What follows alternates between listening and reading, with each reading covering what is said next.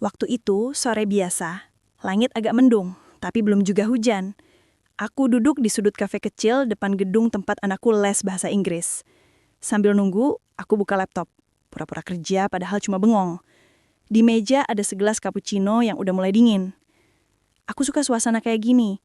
Sepi tapi nggak hening. Rame tapi nggak berisik. Orang-orang datang dan pergi, masing-masing sibuk dengan pikirannya sendiri. Aku pikir hari itu bakal berlalu kayak biasanya, tenang dan datar. Tapi ternyata cuma butuh satu suara buat ngerubah semuanya. Ra? Aku refleks nengok. Suara itu pelan, tapi jelas banget di telinga. Rasanya kayak ditarik balik ke masa lalu dalam satu kedipan mata. Di antara orang-orang yang lalu lalang, aku ngeliat dia berdiri beberapa meter dari tempat dudukku. Rafa. Aku nggak tahu harus bereaksi gimana. Dunia mendadak kayak berhenti sebentar. Nafasku tertahan, dan tangan yang tadi santai pegang gelas kopi tiba-tiba dingin. Rafa masih sama kayak dulu. Rambutnya agak lebih pendek, kulitnya sedikit lebih gelap, tapi tatapan matanya, ya Tuhan, masih anget kayak 10 tahun lalu. Tatapan yang dulu bisa bikin aku ngerasa cukup, meski dunia berantakan. Dia jalan pelan ke arahku. Senyum kecil di wajahnya masih sama seperti terakhir kali aku lihat dia di kampus dulu, sebelum dia tiba-tiba ngilang tanpa pamit. Cuma kali ini ada sesuatu di senyumnya. Lebih tenang, tapi juga lebih berat. Mungkin karena umur, mungkin juga karena kami sama-sama udah gak muda lagi. Rafa. Cuma itu yang keluar dari mulutku. Suaraku serak sendiri. Dia duduk di kursi depan tanpa aku tawarin. Katanya sambil senyum kecil. Aku kira kamu pindah dari kota ini. Aku cuma gelang pelan. Masih di sini, Ra. Gak kemana-mana. Wah, 10 tahun ya, katanya lagi. Aku ikut senyum, meski hatiku bergetar. Kami mulai ngobrol, canggung di awal. Kalimat pertama terlalu hati-hati, kalimat kedua masih penuh jeda, tapi entah kenapa setelah beberapa menit, semua jadi ngalir. Kami bicara soal kerjaan, anak, pasangan, hal-hal yang harusnya ringan, tapi ternyata terasa berat. Karena di balik semua kata itu, ada lapisan-lapisan kenangan yang gak pernah benar-benar hilang. Dia cerita, kalau sekarang kerja di luar kota, lagi ada proyek di sini beberapa minggu. Aku cuma manggut, berusaha jaga nada suaraku tetap datar. Tapi dalam hati, rasanya berantakan. Setiap kali dia nyebut nama istrinya, aku nyoba tersenyum. Setiap kali dia nanya kabar suamiku, aku jawab singkat, baik. Padahal yang sebenarnya nggak sesederhana itu. 10 tahun lalu, Rafa adalah bagian paling anget dalam hidupku. Kami pacaran 2 tahun, tapi hubungan kami penuh lika-liku. Aku masih ingat malam terakhir sebelum dia pergi. Kami sempat berantem besar, dan besoknya dia nggak datang lagi. Nomornya nggak bisa dihubungi, media sosialnya hilang, seolah dia lenyap begitu aja. Waktu itu aku marah, kecewa, dan ngerasa ditinggal tanpa alasan. Tapi perlahan aku belajar hidup tanpa dia, nyembuhin diri dengan waktu. Aku kira perasaan itu udah mati. Tapi ternyata enggak. Sekarang, 10 tahun kemudian, dia duduk lagi di depanku. Masih dengan tatapan yang sama, tapi keadaan yang berbeda. Aku udah punya suami, anak, dan hidup yang harusnya stabil. Tapi kenapa rasanya kayak semua tembok yang udah kubangun selama ini mulai retak pelan-pelan? Seneng bisa ketemu kamu lagi, Ra, katanya sebelum pamit. Aku cuma bisa senyum. Iya, aku juga, Raf. Dia berdiri, ngambil jaketnya, dan pergi setelah ngelambai pelan. Langkahnya menjauh, tapi degup jantungku nggak juga tenang. Aku masih duduk di situ, ngerasa aneh dengan diri sendiri. Ada sesuatu yang berputar di dada. Perasaan yang selama ini kukira udah kubunuh, ternyata cuma tidur panjang. Dan sekarang, dia kebangun lagi. Hari itu aku pulang lebih lambat dari biasanya. Di mobil, anakku cerita panjang lebar tentang pelajaran lesnya, tapi aku cuma setengah dengerin. Di kepala, wajah Rafa terus muncul. Suaranya terulang berkali-kali. Ada rasa bersalah yang aneh, padahal aku belum ngelakuin apa-apa. Tapi perasaan itu nyata. Malamnya, pas semua udah tidur, aku duduk di teras belakang rumah, ngeliat hujan rintik yang turun pelan. Tanganku gemeter waktu aku buka ponsel. Aku pengen banget tahu kabarnya lebih jauh, tapi juga takut. Aku scroll Instagram, iseng ngetik namanya. Dan di situ aku nemuin akunnya. Profilnya biasa aja, nggak banyak postingan. Tapi di beberapa foto aku bisa lihat dia sama istrinya dan seorang anak kecil. Mereka kelihatan bahagia. Aku berhenti lama di satu foto waktu mereka liburan di pantai. Rafa senyum lebar ngindong anaknya di bahu. Aku nggak tahu kenapa, tapi air mataku netes. Aku buru-buru menutup aplikasi itu. Nyalahin diri sendiri kenapa masih peduli, kenapa masih mikirin dia. Tapi semakin aku nyoba ngelupain, wajahnya makin jelas di kepala. Bahkan aroma parfumnya waktu tadi di kafe masih nempel di hidungku. Hari-hari berikutnya aku masih kepikiran. Tiap kali lewat depan kafe itu, aku selalu otomatis noleh, berharap entah kenapa dia ada di sana lagi. Tapi dia nggak pernah muncul. Sampai seminggu kemudian, saat aku lagi nunggu anakku di tempat yang sama, tiba-tiba ada pesan masuk. Nomor tak dikenal, tapi aku tahu siapa pengirimnya cuma dari satu kata pertama. Hai Ra. Aku nggak langsung bales. Tanganku kaku. Setelah beberapa menit, baru aku jawab. Hai juga Raf. Obrolan singkat itu jadi awal dari sesuatu yang nggak pernah aku rencanain. Kami mulai sering chat. Awalnya cuma basa-basi, nanya kabar, tanya kerjaan, sampai akhirnya obrolan jadi lebih personal. Tentang masa lalu, tentang hal-hal yang dulu nggak pernah sempat kami selesaikan. Waktu itu aku nggak pamit, karena aku nggak tahu harus ngomong apa. Tulisnya suatu malam. Aku dapat tawaran kerja di luar negeri, dan aku takut kalau aku bilang, kamu bakal marah. Aku cuma baca lama pesan itu. Nggak tahu harus marah atau sedih. Tapi kamu tahu kan, aku nunggu kamu. Balasku pelan. Aku tahu, dan aku nyesal. Jawabnya cepat. Ada jeda panjang di antara percakapan itu. Tapi dari satu pesan ke pesan lain, aku ngerasa sesuatu yang lama-lama tumbuh lagi. Bukan cinta yang meledak-ledak kayak dulu, tapi perasaan tenang yang bikin aku lupa kalau aku udah punya kehidupan lain. Setiap malam, aku mulai nungguin pesannya. Kadang cuma 1-2 kalimat, tapi cukup buat ngebuat hatiku anget. Aku tahu ini salah, tapi aku nggak bisa berhenti. Suamiku sibuk kerja, jarang di rumah. Kami udah jarang ngobrol lama, apalagi di jalan bareng. Hidup kami udah kayak dua orang yang cuma sekedar berbagi alamat. Jadi ketika Rafa datang lagi, dengan segala perhatiannya yang lembut, aku ngerasa dilihat lagi, didengar lagi. Suatu sore Rafa ngajak ketemuan lagi. Aku sempat nolak, tapi dia bilang cuma pengen ngasih sesuatu. Akhirnya aku setuju dengan 1000 alasan yang aku buat-buat sendiri. Kami ketemu di taman kota yang sepi. Dia datang bawa 2 gelas kopi. Masih suka cappuccino dingin, katanya sambil ngasih segelas ke aku. Aku ketawa kecil. Kamu masih ingat aja. Dia duduk di sebelahku, tapi jaga jarak. Kami ngobrol lama tentang hal-hal sepele, tapi di antara obrolan itu ada banyak hal yang gak terucap. Ada momen di mana dia cuma diem, matanya ngeliat aku dengan tatapan yang gak berani ku terjemahin. Rah, aku sering mikir, gimana kalau dulu aku gak pergi? Katanya pelan. Aku pura-pura gak dengar, cuma senyum kecil. Tapi dadaku panas. Aku pengen bilang sesuatu, tapi gak bisa. Waktu berlalu tanpa terasa. Langit mulai gelap, lampu taman nyala satu persatu. Rafa berdiri duluan. Aku harus balik, katanya sambil senyum. Tapi sebelum dia pergi, dia narik nafas dalam, lalu nambahin satu kalimat. Kamu masih sama kayak dulu. Kalimat itu nyangkut di kepala semalaman. Aku nggak tahu maksudnya apa, tapi aku tahu rasanya. Malam itu, aku nggak bisa tidur. Pikiranku penuh.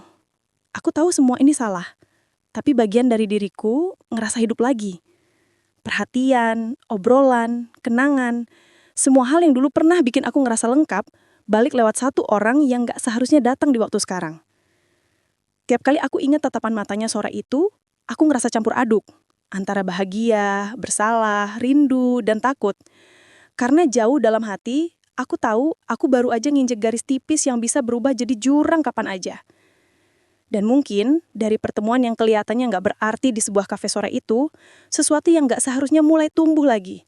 Sesuatu yang gak bisa aku kendalikan, meskipun aku tahu akhirnya gak akan baik. Tapi yang aneh, justru disitulah hatiku mulai berdebar lagi setelah sekian lama terasa mati. Aku gak tahu ini akan jadi apa.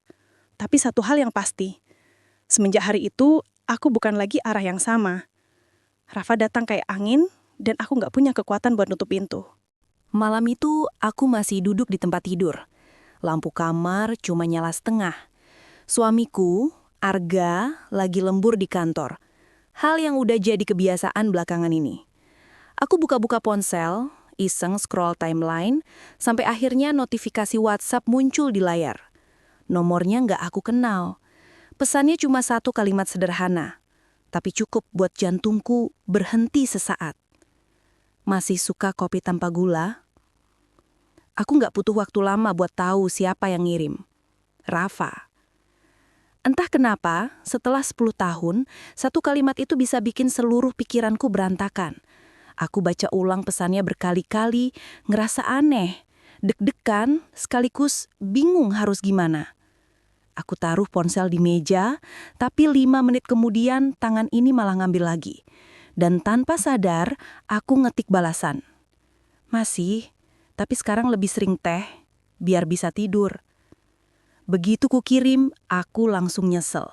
Jari-jariku bahkan sempat gemetar. Tapi rasa menyesal itu nggak lama, karena beberapa detik kemudian ada balasan masuk. Kayak dulu ya, susah tidur kalau banyak pikiran. Aku nggak tahu harus senyum atau ngerasa malu. Dia masih ingat hal kecil tentang aku yang bahkan mungkin Arga udah lupa. Dari situ percakapan kami berlanjut. Awalnya ringan, cuma ngobrol soal kerjaan, anak, dan rutinitas. Tapi semakin malam, obrolan itu makin dalam. Rafa nanya hal-hal yang dulu selalu bikin aku ngerasa dipahami. Tentang hal kecil yang aku sukai, tentang lagu yang dulu sering aku dengar, bahkan tentang mimpiku yang waktu itu belum kesampaian. 1 jam kemudian aku sadar udah lewat tengah malam. Tapi aku nggak berhenti. Rasanya seperti ketemu seseorang yang selama ini hilang dan sekarang duduk di sebelahku lagi. Padahal cuma lewat layar ponsel. Hari-hari berikutnya, pesan dari Rafa jadi kebiasaan baru. Setiap pagi aku bangun, selalu ada satu pesan darinya. Nggak panjang, tapi cukup buat bikin aku senyum kecil. Kadang cuma, udah sarapan, atau hati-hati di jalan. Hal-hal yang dulu terasa biasa, tapi sekarang jadi berarti banget. Aku tahu aku salah. Aku sadar aku udah punya Arga, suami yang selama ini nggak pernah marah walau aku sering ngeluh. Yang selalu ngusahain semua kebutuhan rumah beres. Yang nggak pernah ninggalin aku tanpa alasan. Tapi entah kenapa, sejak beberapa bulan terakhir, kami terasa jauh. Arga sibuk banget sama kerjaan. Pulang malam, capek, langsung tidur. Sarapan bareng pun udah jarang. Kadang kalau aku cerita tentang hal kecil di hari-hariku, dia cuma jawab singkat, "Oh gitu ya, Ra." Lalu matanya balik lagi ke laptop.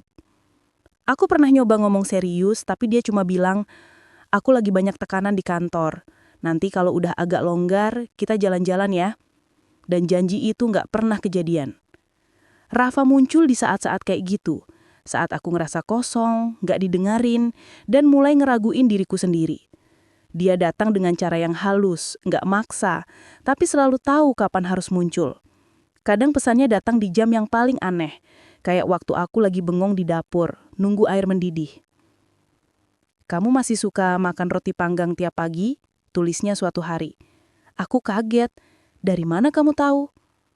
"Dulu aku sering perhatiin. Kamu selalu makan roti sambil baca majalah." Aku ketawa kecil. "Kamu masih ingat aja hal sepele kayak gitu? Yang kecil justru paling susah dilupain, Ra." Pesan itu bikin aku diam lama. Aku tahu maksudnya lebih dari sekedar nostalgia. Tapi aku biarin, karena jujur aja, di balik rasa bersalah yang pelan-pelan tumbuh, ada bagian dari diriku yang seneng diperhatiin lagi. Suatu malam aku lagi di ruang tamu nunggu Arga pulang. Waktu itu hampir jam 11, tapi belum ada kabar. Di meja, ponselku bergetar. "Rafa lagi." "Kamu masih nunggu seseorang ya?" Aku bengong. "Kok tahu?" "Feeling aja. Aku dulu juga sering lihat kamu nunggu aku, duduk diem kayak gitu." Aku tarik napas panjang. "Kamu dulu juga bikin aku nunggu, Rah." "Aku tahu, dan aku nyesel, Rah." Aku nggak jawab, cuma lihat layar lama-lama, ngerasa mataku panas. Karena kata menyesal itu datang 10 tahun terlambat. Tapi malam itu juga, aku sadar betapa lelahnya aku menahan semua perasaan yang dulu nggak pernah sempat selesai. Dari situ komunikasi kami makin intens. Kadang dia kirim foto pemandangan dari tempat kerjanya, kadang cuma ngirimin lagu. Lagu-lagu lama yang dulu sering kita dengar bareng. Setiap notanya seolah narik aku balik ke masa-masa yang dulu paling hangat dalam hidupku. Aku tahu ini berbahaya, tapi aku nggak bisa berhenti. Puncaknya terjadi satu sore. Arga lagi di luar kota, anakku di rumah neneknya. Aku duduk di teras dan Rafa tiba-tiba nelpon. Awalnya aku ragu buat angkat, tapi rasa penasaran menang. Suaranya di telepon sama persis kayak dulu. Tenang, pelan, tapi punya cara aneh buat bikin aku ngerasa aman. "Kamu masih di kota itu?" tanyanya. "Masih. Kamu masih di proyek yang sama?" "Iya, tapi minggu depan mungkin balik." "Oh," aku jawab pelan. "Cepet juga." "Aku nggak nyangka bisa ketemu kamu lagi di sini. Kadang aku mikir mungkin waktu sengaja salahin urutan biar kita ketemu di waktu yang salah." Aku diem. Kalimat itu terlalu dalam buat sekedar basa-basi. "Salah waktu ya?" tanyaku pelan. "Iya, kalau dulu aku lebih berani, mungkin ceritanya beda." Aku nggak tahu harus ngomong apa. Di seberang sana aku bisa dengar napasnya yang berat. Ada jarak, tapi juga kedekatan yang nggak bisa dijelaskan. Kami sama-sama diam cukup lama, sampai akhirnya aku nutup telepon duluan. Malam itu, aku susah tidur. Pikiranku muter terus. Aku tahu apa yang terjadi udah salah arah. Tapi sekaligus, aku juga sadar, aku butuh seseorang buat dengerin aku. Dan Rafa, tanpa diminta, selalu ada di momen itu. Beberapa hari kemudian, aku lagi di dapur nyiapin sarapan. Arga tiba-tiba nyamperin. Suaranya datar, tapi matanya capek. "Ra, aku dapat tawaran proyek baru di luar kota, 2 bulan." Aku berhenti ngaduk susu. 2 bulan? Kamu bakal sering pulang kan? Mungkin seminggu sekali, tapi kalau sibuk banget ya lihat nanti. Aku pengen marah, tapi aku tahu percuma. Arga ndak akan ngerti. Aku cuma bilang pelan, "Ya udah, semoga lancar." Sejak hari itu, rumah terasa makin sepi. Dan Rafa makin sering ngisi hari-hariku lewat pesan. Aku nggak pernah bisa ngejauh, meskipun kadang harus berhenti berpikir. Bahkan kalau aku nggak balas pesannya, dia tetap ngirim 1-2 kalimat sederhana yang seolah bilang, "Aku masih di sini." Suatu malam aku nekat nanya, "Raf, kamu pernah nyesel nikah nggak?" Dia butuh waktu lama buat bales. "Aku nggak nyesel, tapi kadang aku mikir, kenapa bukan kamu?" Aku baca pesan itu sambil nahan napas. Setiap kata darinya terasa seperti permainan api. Aku tahu kalau aku teruskan, aku bakal kebakar. Tapi aku juga sadar sebagian diriku udah mulai nyari kehangatan di api itu. Setelah malam itu, hubungan kami berubah. Nggak lagi sekedar nostalgia. Ada perasaan yang tumbuh, diam-diam, tapi pasti. Aku mulai nunggu pesannya. Bukan cuma karena butuh teman ngobrol, tapi karena aku mulai butuh dia. Aku masih ingat satu malam di mana Rafa ngirim pesan. "Kamu pernah ngerasa kalau waktu suka ngerjain manusia, Ra?" Aku jawab, "Maksudnya?" "Waktu bisa bikin orang ketemu di saat yang tepat, tapi dengan keadaan yang salah. Dan kadang, waktu juga ngulang momen yang seharusnya udah selesai, cuma buat nguji seberapa kuat kita bertahan." Pesan itu lama banget aku baca. Karena di dalam hati, aku tahu, waktu emang lagi ngerjain kami berdua. Dia datang di momen di mana aku paling rapuh, dan aku biarin dia masuk tanpa sadar. Aku tahu cepat atau lambat, sesuatu bakal berubah. Tapi malam itu aku cuma diem, ngetik 1 kalimat terakhir sebelum tidur. "Kalau waktu salah, kenapa rasanya justru pas?" Rafa nggak langsung jawab, tapi 5 menit kemudian pesannya masuk. Mungkin karena hati nggak pernah ngerti soal waktu. Dan setelah baca itu, aku tahu aku udah mulai melangkah ke tempat yang nggak seharusnya aku datangi. Hari itu cuacanya cerah banget. Matahari nggak terlalu terik, tapi cukup hangat buat bikin suasana nyaman. Aku baru aja selesai nganter anak les. Pas lagi mau nyalain mobil, pesan dari Rafa masuk. "Kamu sibuk siang ini?" katanya. Aku sempat ragu mau jawab, tapi jari-jariku kayak punya kehendak sendiri. "Nggak juga, kenapa?"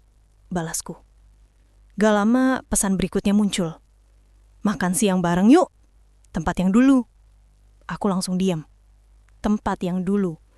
Kalimat itu aja udah cukup buat bawa aku balik ke masa kuliah. Ke masa di mana aku dan dia belum punya siapa-siapa. Belum ada janji atau batasan apapun. Tempat yang dia maksud itu kafe kecil di pojokan jalan dekat kampus. Tempat yang dulu jadi saksi banyak hal. Tugas yang belum kelar, curhat tengah malam, dan perasaan yang dulu nggak pernah sempat selesai. Aku ngerasa jantungku berdetak kencang banget. Logika bilang aku nggak boleh pergi. Tapi rasa penasaran yang udah tumbuh beberapa minggu terakhir terlalu kuat buat diabaikan. Aku ngetik, jam berapa? Setengah jam kemudian, aku udah duduk di depan kaca besar kafe itu. Tempatnya masih sama. Warna dindingnya, aroma kopi yang nyampur sama suara mesin espresso, bahkan lagu yang diputar pun masih mirip dengan 10 tahun lalu. Tanganku gemetar sedikit waktu aku megang cangkir. Bukan karena gugup, tapi karena sadar. Aku lagi nunggu seseorang yang seharusnya cuma tinggal kenangan. Begitu pintu kafe kebuka, aku tahu itu dia. Rafa masih punya cara berjalan yang hama. Tenang, sedikit miring ke kanan, dan selalu ngelihat sekeliling dulu sebelum fokus ke arah orang yang dituju. Matanya langsung nemuin aku. Dan dalam sepersekian detik, waktu kayak berhenti. Senyumnya muncul. Hangat banget. Dan aku ngerasa semua perasaan yang dulu aku kubur rapi mulai bangun satu-satu. Aku gak nyangka kamu masih ingat tempat ini, kataku sambil pura-pura santai. Dia duduk di depanku. Matanya gak lepas dari wajahku. Aku gak pernah lupa apapun tentang kamu. Aku gak tahu harus balas apa. Kata-kata itu sederhana, tapi kedengarannya terlalu tulus buat diabaikan. Kami mulai ngobrol pelan-pelan tentang hal-hal ringan yang dulu sempat hilang. Tentang kerjaan, anak, keluarga. Tapi ujung-ujungnya selalu balik ke masa lalu. Rafa masih suka bercanda dengan cara yang sama. Ngodain dengan nada pelan, tapi matanya selalu serius. Dia cerita gimana hidupnya sekarang. Istrinya sibuk kerja di luar kota dan dia sering sendirian. Aku cuma dengar sambil sesekali ngangguk, mencoba nggak kelihatan terlalu terlibat.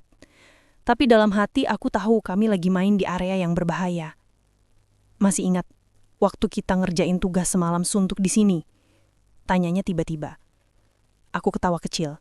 Ingatlah, kamu yang malah tidur duluan, aku yang ngetik sampai subuh. Dia ikut ketawa, tapi tatapannya nggak benar-benar ke arah gelasnya, masih ke arah aku. Ada jeda lama sebelum dia bilang. Waktu itu, aku hampir bilang sesuatu. Tapi aku takut karena aku tahu kalau aku ngomong, semuanya bakal berubah. Aku diam. Sesuatu apa? Tanyaku pelan walau sebenarnya aku udah tahu jawabannya. Dia narik napas panjang. Kalau aku sayang kamu. Satu kalimat itu jatuh di antara kami kayak sesuatu yang berat banget. Aku nggak tahu harus ngapain.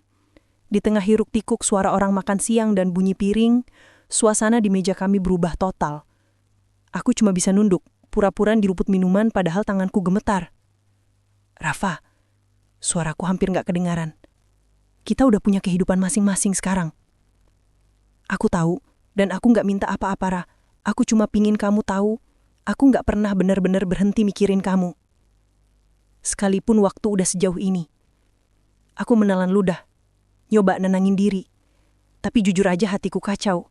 Aku pingin marah tapi nggak bisa. Aku pingin kabur tapi malah pingin diam di situ lebih lama. Kami akhirnya ngobrol lagi, tapi kali ini lebih hati-hati. Setiap kalimat seolah punya makna tersembunyi. Dia nanya kabar anakku, aku nanya tentang kerjaannya. Tapi di antara pertanyaan itu ada tatapan yang gak bisa dibohongin. Tatapan dua orang yang tahu mereka gak boleh saling mandang begitu, tapi juga gak bisa berhenti. Waktu jalan cepet banget. Tiba-tiba jam udah hampir jam 3 sore. Aku baru sadar udah 2 jam duduk di situ. Rafa bayar duluan sebelum aku sempat buka dompet. Kamu tunggu di mobil aja, aku nyusul, katanya. Suaranya datar tapi lembut, kayak dulu. Aku nurut aja, gak banyak mikir. Begitu aku berdiri dan melangkah ke arah pintu, aku sempat ngeliat bayangan kami di kaca besar kafe itu.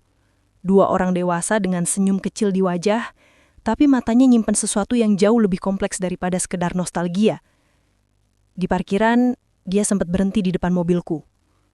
Terima kasih udah mau ketemu, katanya pelan. Aku cuma pingin ngobrol langsung biar tahu kamu bener-bener masih di dunia yang sama. Aku senyum tipis. Aku masih di dunia yang sama, cuma udah beda arah. Dia ngangguk, tapi matanya tetap nempel ke arahku. Kalau suatu hari kamu butuh cerita, aku ada di sini. Gak akan ninggalin kayak dulu. Kalimat itu langsung nyangkut di dadaku. Aku tahu dia gak bohong. Tapi aku juga tahu janji kayak gitu bisa bahaya banget. Aku cuma jawab singkat. Hati-hati di jalan, Raf. Waktu mobilnya pergi, aku masih duduk lama di parkiran itu. Ngeliatin arah yang sama sampai gak kelihatan lagi. Ada rasa bersalah yang nyelip di dada, tapi bersamaan juga ada rasa hangat yang gak bisa aku tolak. Malamnya waktu Arga pulang, dia langsung bilang capek dan masuk kamar. Aku lihat punggungnya yang semakin hari terasa asing. Dan entah kenapa bayangan wajah Rafa muncul lagi di kepalaku. Aku duduk di sofa ruang tamu, lampu redup, ponsel di tangan. Notifikasi pesan belum ada, tapi aku tahu aku nunggu. Dan bener aja, beberapa menit kemudian, nama itu muncul lagi di layar. Senang bisa ketemu kamu lagi hari ini, tulisnya. Aku baca pesan itu lama banget sebelum akhirnya ngetik balasan. Aku juga, tapi seharusnya nggak begini. Balasannya cuma satu kalimat. Tapi rasanya udah terlanjur begini, Ra. Aku nutup mata, dan entah kenapa air mataku keluar tanpa sadar. Bukan karena bahagia, tapi karena aku tahu perasaan yang dulu aku kira udah mati, ternyata cuma nunggu kesempatan buat hidup lagi. Sejak makan siang itu, semuanya berubah. Tiap pesan yang masuk dari Rafa nggak lagi terasa biasa. Ada getar halus di dada tiap baca namanya. Ada senyum kecil yang muncul tanpa sadar. Aku tahu ini salah, tapi aku juga tahu aku udah mulai kehilangan kendali atas perasaanku sendiri. Dan malam itu, sebelum tidur, aku cuma bisa lihat bayangan wajah Rafa di pikiranku, lalu bisik kecil muncul di hati. Kalau semua ini salah, kenapa rasanya begitu benar? Malam itu, rumah jadi tempat paling sunyi yang pernah aku rasain. Arga duduk di ruang tamu, masih pakai baju kerja yang belum sempat dia ganti. Ponselku ada di tangannya. Layar masih nyala, menampilkan percakapan terakhir aku dan Rafa. Aku cuma bisa berdiri di ambang pintu. Jantungku berdetak begitu kencang sampai rasanya pengap. Aku salah di mana, Rah? Suaranya pelan, tapi cukup buat ngebuat semuanya runtuh di dalam dadaku. Aku pengen jawab, pengen bilang kalau dia nggak salah. Kalau semua ini murni, karena aku yang lemah, karena aku yang nggak tahu cara ngatur hati. Tapi kata-kata itu nggak pernah keluar. Tenggorokanku seolah dikunci rasa bersalah. Arga cuma duduk diem, matanya nggak marah, tapi penuh kecewa. Dan itu lebih nyakitin daripada teriakan atau amarah apapun. Dia narik napas panjang, matanya masih nempel ke layar. Dia, Rafa kan? Tanyanya tanpa menatap. Aku cuma angguk pelan. Arga senyum tipis, senyum yang lebih mirip luka. Aku tahu, namanya muncul di log panggilan kamu beberapa kali. Aku nyoba nyari alasan. Nyoba ngerangkai kalimat pembelaan, tapi semuanya terdengar konyol di kepala. Aku cuma ngobrol, Gah. Aku capek, aku cuma butuh didengerin, kataku akhirnya. Dia menatapku, lama, matanya memerah, tapi suaranya tetap tenang. Aku tahu kamu capek, Ra. Tapi kenapa bukan aku yang kamu cari? Aku nggak punya jawaban. Mungkin karena selama ini, setiap kali aku pengen cerita, Arga selalu bilang, nanti ya, aku masih kerja. Dan entah kenapa, nanti itu makin lama makin sering. Sampai akhirnya aku berhenti nunggu. Malam itu kami nggak tidur di kamar yang sama. Dia di ruang tamu, aku di kamar. Tapi aku nggak bener-bener tidur. Pesan dari Rafa muncul di layar ponselku. Kamu nggak apa-apa? Tanganku gemeter. Aku pengen cerita, pengen nyalahin dia karena bikin semua jadi rumit, tapi aku juga sadar, nggak ada yang maksa aku buat bales pesannya dulu. Aku yang mulai, aku juga yang ngebuka pintu buat semuanya. Jadi aku cuma ngetik singkat. Semuanya kacau, Rafa. Dia balas cepet. Aku minta maaf. Aku nggak bermaksud bikin kamu susah. Aku baca berulang-ulang, tapi nggak balas lagi. Karena yang aku butuhin sekarang bukan kata maaf, Yang aku butuhin adalah cara buat ngeperbaiki semuanya. Tapi aku nggak tahu harus mulai dari mana. Keesokan harinya suasana rumah masih beku. Nggak ada suara, nggak ada sapaan pagi seperti biasa. Arga berangkat kerja tanpa cium keningku, sesuatu yang dulu selalu jadi rutinitas kecil kami tiap pagi. Aku duduk di meja makan, ngeliatin roti yang nggak tersentuh. Perutku kosong, tapi rasanya kayak nggak ada ruang buat makanan. Siang harinya, aku dapat pesan dari Rafa lagi. Kamu mau ketemu? Aku cuma pengen ngejelasin semuanya, Rah. Aku baca, tapi kali ini aku nggak langsung bales. Aku sadar, setiap kali aku jawab dia, aku makin jauh dari rumahku sendiri. Tapi di sisi lain, rasa ingin tahu itu tetap ada. Pengen tahu apa yang mau dia jelasin. Akhirnya, aku setuju. Kami ketemu di taman kota. Tempat yang nggak terlalu ramai tapi cukup terbuka, biar nggak kelihatan mencurigakan. Waktu aku datang, Rafa udah duduk di bangku panjang, pakai jaket hitam, wajahnya kelihatan letih, tapi tetap dengan tatapan yang hangat. Begitu dia lihat aku, dia langsung berdiri. Rah, aku bener-bener nggak bermaksud bikin kamu begini, katanya cepat.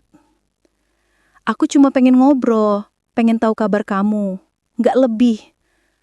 Aku diem. Angin sore nyapu rambutku dan entah kenapa, malah ngerasa makin dingin. Tapi kamu tahu, Rafa, semuanya nggak akan berhenti di ngobrol.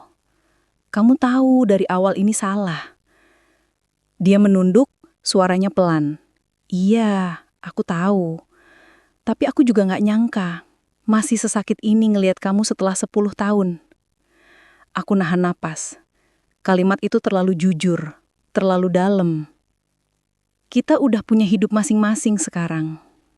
Aku punya keluarga. Kamu juga. Dia mengangguk, tapi matanya masih nempel di aku. Tapi apa kamu bahagia, Rah? Pertanyaan itu nyangkut di dadaku. Aku pengen jawab iya, tapi bohong. Aku pengen bilang tidak, tapi itu juga nggak adil buat Arga. Jadi aku cuma diam. Hening cukup lama, sampai akhirnya Rafa bilang lagi. Kadang aku nyesel. Kenapa dulu aku pergi tanpa pamit? Tapi kalau waktu bisa diulang, aku bakal tetap nyari kamu, Rah. Nggak peduli sesulit apa. Aku nyengir tipis, tapi air mataku jatuh juga. Sayangnya waktu nggak bisa diulang, jawabku pelan. Dan sekarang yang bisa kita lakuin cuma berhenti sebelum semua makin rusak. Dia mengangguk, tapi aku bisa lihat jelas dari matanya kalau dia nggak sepenuhnya bisa. Ada sesuatu yang masih nahan dia di situ, di antara masa lalu dan kenyataan yang nggak bisa dia terima. Sore itu, kami berpisah tanpa janji, tanpa salam perpisahan yang manis. Aku pulang dengan dada yang berat, tapi juga sedikit lega. Setidaknya aku pikir semuanya udah selesai. Tapi ternyata aku salah. Beberapa hari kemudian, Arga mulai berubah. Dia masih di rumah, masih ngobrol seperlunya, tapi aku tahu, dia lagi nyoba ngertiin situasi. Cuma satu hal yang nggak berubah. Jarak di antara kami makin lebar. Dia nggak lagi nanya kabarku, nggak lagi ngajak makan malam bareng, tapi juga nggak pernah menyinggung soal Rafa lagi. Diamnya Arga jadi hukuman yang nggak kelihatan, tapi nyakitin pelan-pelan. Suatu malam, aku denger dia ngobrol sama ibunya di telepon. Suaranya rendah, tapi cukup buat kedengeran dari kamar. Aku nggak tahu. Aku masih cinta sama Ara. Tapi aku nggak tahu harus gimana kalau rasa percaya itu udah retak. Aku nangis di balik pintu kamar. Pelan, biar nggak kedengeran. Rasa bersalah itu nyesek banget. Aku pengen minta maaf, pengen peluk dia dan bilang aku nyesal. Tapi setiap kali aku mau mulai bicara, lidahku keluh. Di saat yang sama, Rafa masih kirim pesan sesekali. Nggak sesering dulu, tapi cukup buat aku terus ingat. Kadang cuma, jaga diri ya. Atau, aku lihat kamu lewat di jalan tadi. Semoga kamu baik-baik aja. Pesan yang kelihatannya sederhana, tapi bisa bikin hatiku bergetar lagi. Dan di titik itu, aku sadar Garisnya udah makin kabur. Aku nggak tahu lagi di mana batas antara salah dan rindu. Sampai suatu malam, aku mimpi. Mimpi sederhana tapi aneh. Aku dan Rafa duduk di tempat makan yang dulu. Tapi di seberang sana Arga juga duduk, ngeliatin aku berdua tanpa bicara. Wajahnya tenang, tapi matanya kosong. Aku kebangun dengan napas tersengal-sengal, keringat dingin di leher. Sejak saat itu, aku mulai sadar. Aku nggak cuma nyakitin Arga, tapi juga diri sendiri. Karena aku terus nyimpen sesuatu yang nggak seharusnya ada di antara kami. Pagi berikutnya aku putusin buat berhenti. Aku hapus semua chat, blok nomor Rafa, dan coba balikin lagi kebiasaanku yang dulu. Masak sarapan buat Arga, nyiapin kopi, walaupun dia cuma bilang singkat, makasih, tanpa senyum. Tapi aku terus lakuin itu. Aku tahu, rasa yang rusak nggak bisa diperbaiki semalam. Tapi aku juga tahu, cinta nggak harus selalu tentang perasaan hangat. Kadang cinta adalah tentang bertahan, bahkan saat semuanya nggak seindah dulu. Hari-hari berlalu pelan. Arga mulai sedikit melunak. Kami mulai ngobrol ringan lagi, walaupun masih canggung. Aku tahu jalannya panjang, tapi setidaknya aku mulai dari sesuatu. Namun di suatu sore, aku lagi di parkiran supermarket, dan saat aku mau masuk mobil, ada secari kertas terselip di bawah wiper kaca depan. Aku ambil, tanganku gemeter saat baca tulisan di atasnya. Kalau kamu masih butuh tempat buat cerita, aku tetap di sini. R. Saat itu aku cuma bisa berdiri lama, gak tahu harus marah atau sedih. Garis itu, yang kukira udah berhasil kututup, ternyata masih samar, masih gak hilang sempurna. Dan aku tahu, kisah ini belum benar-benar selesai. Setelah malam itu, semuanya berjalan pelan. Tapi beda. Aku benar-benar berusaha nutup semua pintu yang pernah kubuka buat Rafa. Aku hapus nomornya, kublok semua akses, dan bahkan kubuang benda-benda kecil yang sempat ngingetin aku padanya. Bungkus kopi sachet yang pernah kami beli bareng waktu makan siang. Tisu bekas yang ada tulisan namaku yang dia coret-coret waktu di kafe. Bahkan playlist lagu yang dulu sering kami dengerin bareng di mobil. Semua kubuang. Tapi anehnya, bukan berarti rasa itu ikut hilang. Kadang justru yang paling nyisa bukan benda, tapi kenangan kecil yang numpang hidup di kepala. Beberapa hari setelah aku berhenti komunikasi, Rafa sempat ngirim satu pesan terakhir sebelum aku benar-benar blok dia. Pesan yang cuma berisi kalimat pendek, mungkin kita emang gak ditakdirin bareng, tapi aku gak nyesal ketemu kamu lagi. Aku baca kalimat itu lama, berulang-ulang. Ada rasa sakit yang gak bisa dijelaskan, semacam perasaan kehilangan sesuatu yang sebenarnya bukan milikku lagi. Tapi di sisi lain, juga ada rasa lega. Mungkin memang harusnya begitu. Kami berdua ketemu bukan buat balik, tapi buat belajar bahwa nggak semua yang pernah indah harus diulang. Arga perlahan mulai terbuka lagi. Kami ngobrol sedikit-sedikit, walau masih ada jarak yang terasa. Tapi aku tahu dia berusaha. Dia masih suka nanya hal kecil seperti, kamu udah makan? Atau, besok kamu antar anak ke les jam berapa? Dan aku sadar, kalimat sederhana kayak gitu ternyata bisa jadi bentuk cinta yang paling tulus. Cinta yang gak ribut, gak meledak-ledak, tapi tetap ada meskipun udah retak. Suatu malam, waktu aku lagi di dapur bikin teh, Arga datang dan duduk di kursi makan tanpa ngomong apa-apa. Aku sempat berhenti, nunggu dia mulai duluan, tapi dia cuma liatin aku lama. Akhirnya dia bilang pelan, aku masih belajar, Ra. Belajar buat percaya lagi. Kalimat itu bikin dadaku sesak, tapi juga anget. Aku naruh gelas di meja dan duduk di depannya. Aku juga belajar gak, buat gak ngulangin hal yang sama. Kami diam lama setelah itu. Tapi untuk pertama kalinya dalam waktu yang lama, diamnya gak terasa menakutkan. Malam itu kami gak bahas masa lalu, gak bahas siapa yang salah. Cuma duduk, nonton teh yang perlahan mendingin, dan tahu bahwa ini adalah langkah pertama buat mulai lagi dari awal. Hari-hari berikutnya, aku mulai ngatur ulang hidupku.